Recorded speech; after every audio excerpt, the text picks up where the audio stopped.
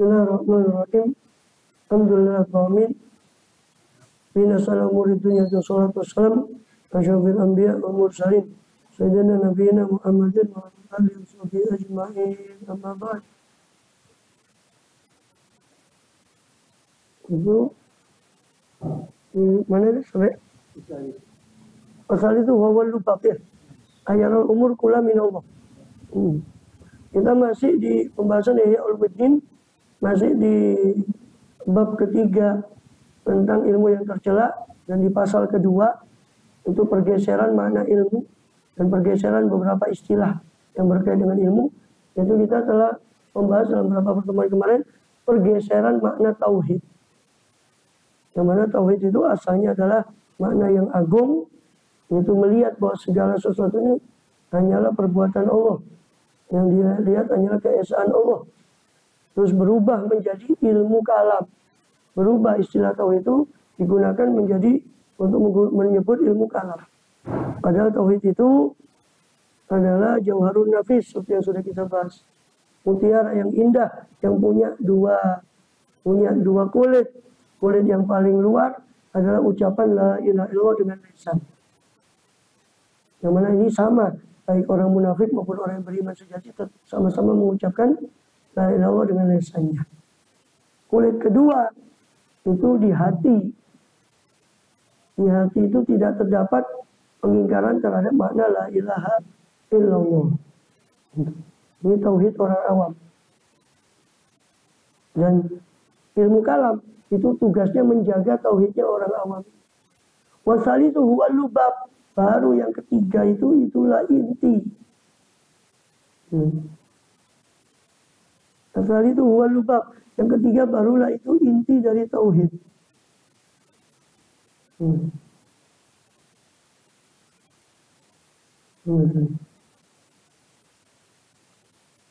Ayyarul umur kula minallah, itu melihat bahwa perkara-perkara itu semuanya dari Allah. Ru'yatan dengan suatu penglihatan yang taqta'ul tifatahu, yang memotong penolehan dia anil wasaid, dari perantara selain Allah. Itu tauhid. Wa ya'budahu, dan melihat segala sesuatu itu hanya dari Allah. Yang kedua, menyembah kepada Allah ibadatan dengan satu ibadah yang yufriduhu biha, yang dia menunggalkan Allah dengan ibadah itu. Menunggalkan Allah dengan ibadah itu. Sampai-sampai dia tidak melihat dirinya. Bahkan dia melihat apa ibadah itu semua dari Allah, bukan jeripaya, sehingga tidak ada ujub, tidak ada.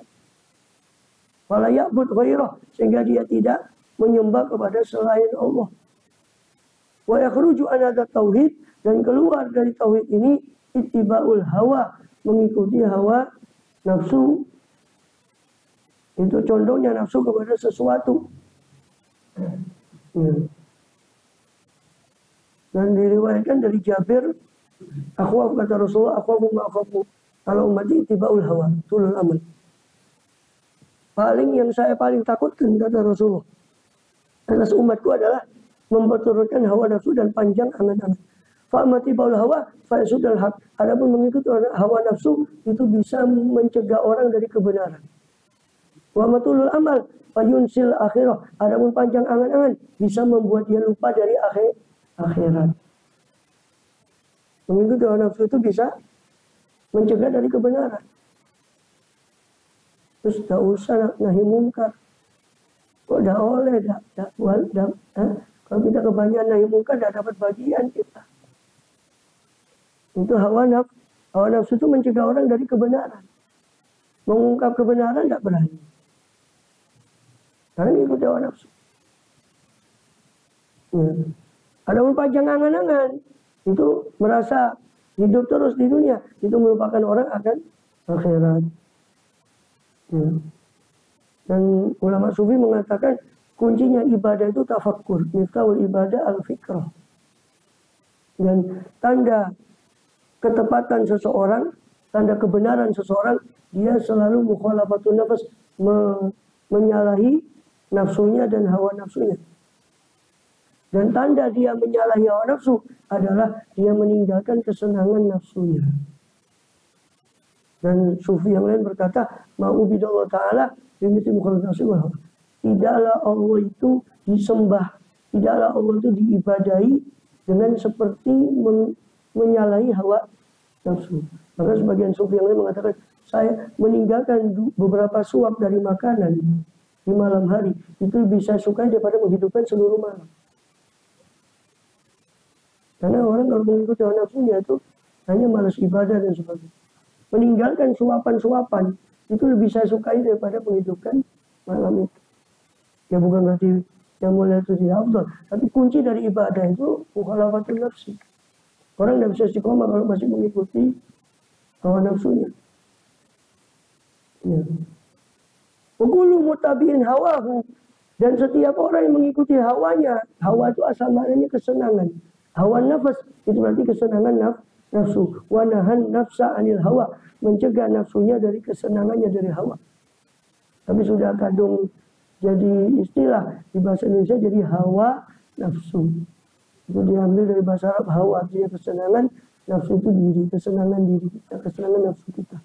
Wabulu mutabin hawa, setiap orang mengikuti hawa nafsunya, maka ditakulah hawa ma'budah, berarti dia telah menjadikan kesenangan nafsunya sebagai ma'bud, sebagai sesembahan. Dan ini yunafi tauhid Allah. Ini menafikan tauhid. Menafikan tauhid di nomor 3 tadi. Intinya tauhid. Orang masih mengikuti hawa nafsu, menurut para sufi mereka belum bertauhid. Sebab masih menjadikan sesembahan selain Allah itu hawa nafsunya, berarti belum bertauhid. Kalau Allah Ta'ala, Allah berfirman, apa ra'aita man ittakhadha ilahahu hawa? Apakah kau tidak melihat ya Muhammad? Apakah kau memperhatikan man ittakhadha ilahahu, orang yang menjadikan Tuhannya itu hawa. Orang yang menjadikan Tuhannya itu hawa nafsunya sebagai Tuhannya. Mencondong kepada hawa nafsu.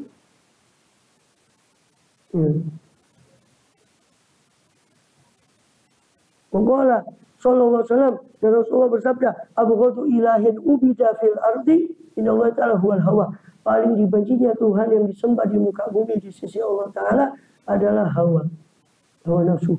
Bukan berhala-berhala itu, tapi hawa nafsu. Mereka menyembah berhala karena mengikuti hawa nafsu. Maka ya, Tuhan yang paling dibenci di atas muka bumi di sisi Allah adalah hawa nafsu. Sesembahan lain yang disembah oleh makhluk, oleh manusia, yang paling dibenci di sisi Allah adalah hawa. Wa ala tahqiq, dan itu ada atas kebenaran, atas penguatan, kesungguh-sungguhan. Man ta'ammala, ya, secara tahqiq, man ta'ammala arafa anna abidas salam laisa ya'budus salam, ini yang saya singgung tadi. Siapa yang merenung, dia akan arafa, dia akan ngerti anna abidas salam, bahwasanya penyembah berhala laisa ya'budus salam, hakikatnya dia tidak menyembah berhala, inama ya'budu hawahu, hakikatnya dia menyembah hawa nafsunya sendiri. Karena hawa nafsu itu yang membujuk dia untuk mengikuti tradisi nenek moyangnya. Ya, hakikatnya dia bukan menyembah berhala itu, hakikatnya dia menyembah nafsunya. Itu nafsu ma'ilatun ila dini abaih, sebab nafsunya itulah yang condong kepada agama nenek moyangnya, sehingga menyeru dia untuk menyembah berhala. Ya, nafsunya itu yang menyeru dia. Fayatabi adzalikal maila, sehingga dia mengikuti kecondongan itu, maka jadilah dia sebetulnya menyembah hawa nafsunya sendiri.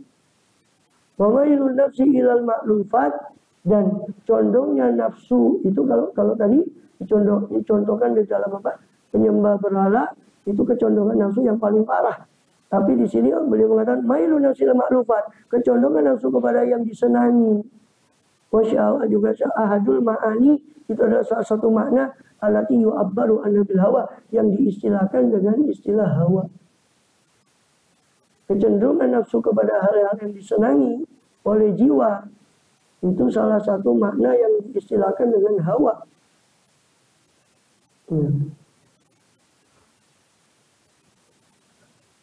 Maka hawa itu adalah kecondongan nafsu kepada sesuatu, dan cintanya nafsu kepada sesuatu itu tadi, itu hawa. Dan seringnya hawa itu lebih dominan kepada kecintaan kepada yang tercela. Makanya Allah berfirman kepada Ta'ala, wa nahan nafsa anil hawa, dan dia mencegah nafsunya dari hawa, dari kesenangannya.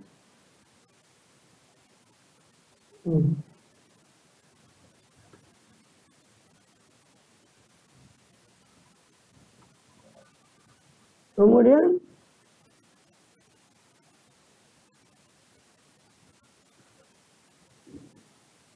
maka dikatakan hawa itu hawa. Kesenangan itu asalnya memang netral, tapi ada yang mengatakan kesenangan itu asalnya buruk, tapi kadang dinisbatkan kepada yang netral. Hawa, kesenangan nafsu itu disebut hawa karena dia yahwi, karena dia membinasakan. Yahwi, dia membinasakan pemiliknya di dunia dan juga di akhirat, maka disebut dia hawa.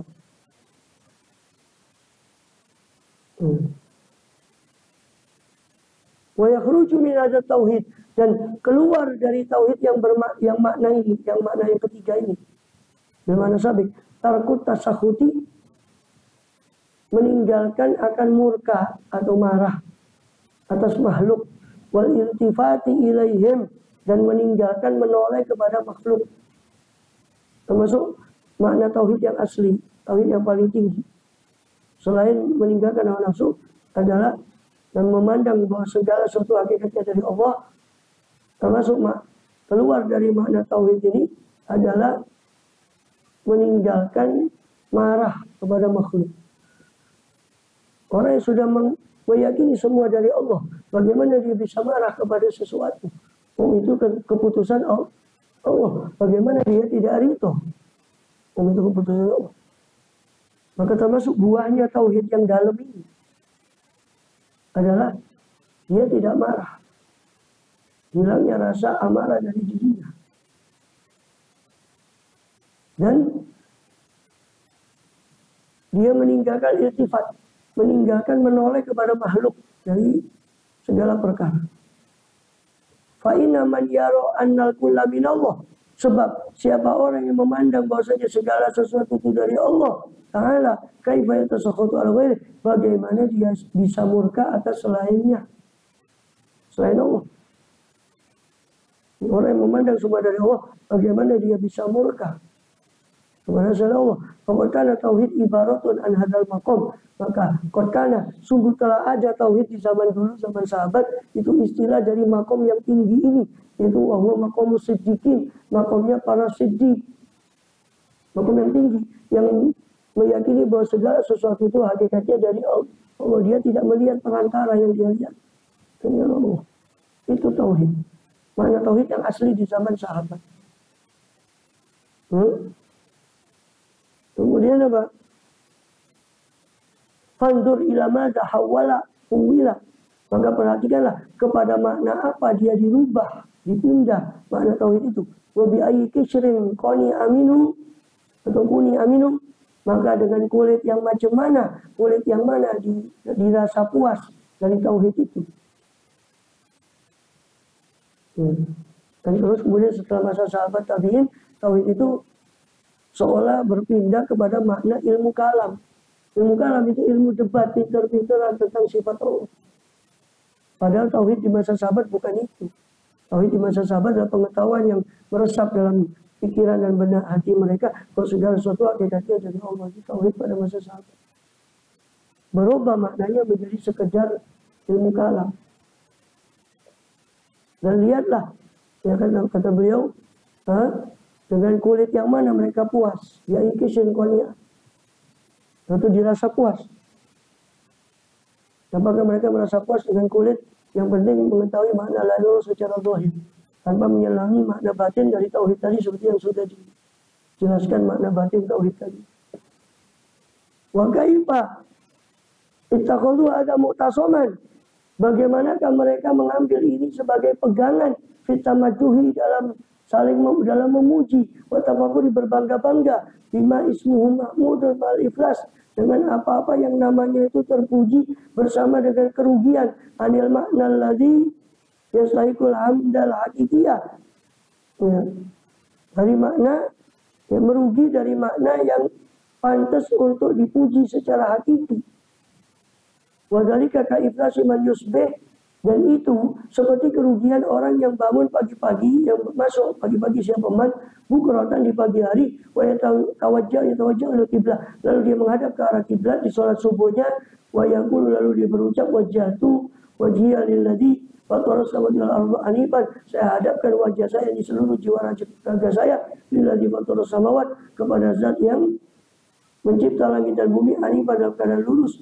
Bahwa awalu kadzibin, sedangkan itu adalah awal kedustaan dia yang yufatihullah bihi, yang dia membuka dialognya kepada Allah dengan kedustaan tadi. Kula yaumin, setiap hari, illam yakun wajhu qalbi mutawajjihan, jika tidak ada sisi hatinya itu mengarah ila Allah, kepada Allah Ta'ala alal khusus, secara khusus. Fainau in arada, sebab sesungguhnya jika dia berkehendak bil wajhi, dengan wajah yang dihadapkan itu adalah wajah zahiri, wajah zahir saja, fama wajhuhu illa ila Ka'bah, maka tidaklah wajahnya dia kecuali hanya menghadap kepada Ka'bah saja. Fama sarafahu ila al-sa'idiyat, dan dia tidak memalingkan wajahnya tadi kecuali dari seluruh arah. Wal Ka'bah tu laisa jihatun, laisa jihatan, sedangkan Ka'bah bukanlah arah lillazi fatara sautil ard, Ka'bah itu bukanlah arah milik zat yang mencipta langit dan bumi. Hatta yakunal mutawajjih ilaih mutawajjihan ilaih, sehingga orang yang menghadap ke Ka'bah itu seolah otomatis menghadap kepada Allah Ta'ala. Ta'ala, Maha Suci Allah, an tahuddal jihad, Maha Suci Allah daripada dibatasi oleh jihad, oleh arah, wal aqdar, dan penjuru. Fa'in arada bi wajhal qalbi wal matlub. Dan kalau yang dimaksud adalah wajahnya hati, permukaannya hati, maka itulah yang dituntut untuk dihadapkan di sholat. Wajah itu hatinya yang menghadap, bukan sekedar wajahnya.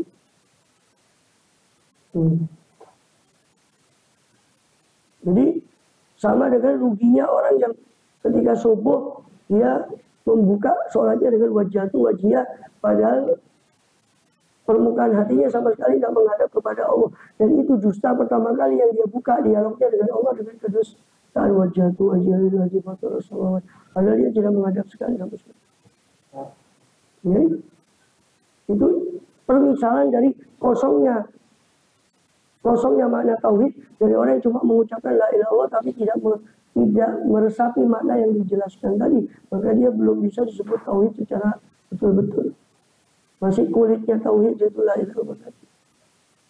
Atau bangga dengan ilmu kalam, yang seolah dia sudah membela tauhid dengan ilmu kalam itu, padahal masih jauh dari makna tauhid yang dipahami oleh para sahabat seperti yang dijelaskan oleh beliau tadi, yaitu yang memandang bahwa segala sesuatu hanya al-wahid, hanya sumbernya Allah yang Maha Esa, segala sesuatu hanya dari Allah dan hanya kembali kepada Allah. Itu makna tauhid yang asli. Kalau tidak begitu, berarti dia masih kosong dari makna tauhid itu tadi. Mudah-mudahan Allah isi kita dengan makna tauhid itu. Nanti kita amin ya rabbal alamin. Wallahu a'lam bishawab.